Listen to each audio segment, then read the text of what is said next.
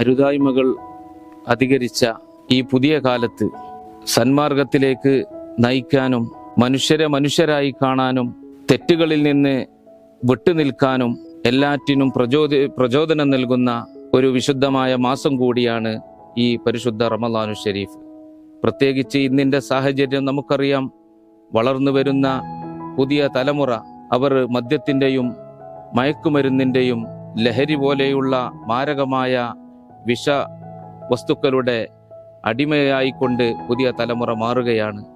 ഈ സാഹചര്യത്തിൽ ഇന്നിൻ്റെ ജനതയോട് പ്രത്യേകമായി എൻ്റെ ശബ്ദം കേൾക്കുന്ന പ്രിയപ്പെട്ട സഹോദര സഹോദരിമാരോട് പറയാനുള്ളത്, നമ്മളൊക്കെ ധാർമ്മിക ബോധമുള്ളവരായി, അതുപോലെ തന്നെ മനുഷ്യൻ്റെയും ജീവൻ്റെയും ആരോഗ്യത്തിൻ്റെയും സമ്പത്തിൻ്റെയും സമൂഹത്തിൻ്റെയും ഒക്കെ പ്രാധാന്യവും അതിൻ്റെയൊക്കെ വിലയും നിലയും മനസ്സിലാക്കി ഈ നാടിന് നമ്മളെ കൊണ്ട് ചെയ്യാൻ പറ്റുന്ന രീതിയിലുള്ള നന്മകളെല്ലാം ചെയ്ത് സമൂഹത്തിനും നാടിനും കുടുംബത്തിനും വീടിനും എല്ലാവർക്കും ഉപകാരപ്പെടുന്ന ഒരു നല്ല മനുഷ്യനായി ജീവിക്കാൻ കൂടെ ഈ പരിശുദ്ധ റമളാൻ നമ്മൾ തിരഞ്ഞെടുക്കേണ്ടതുണ്ട്.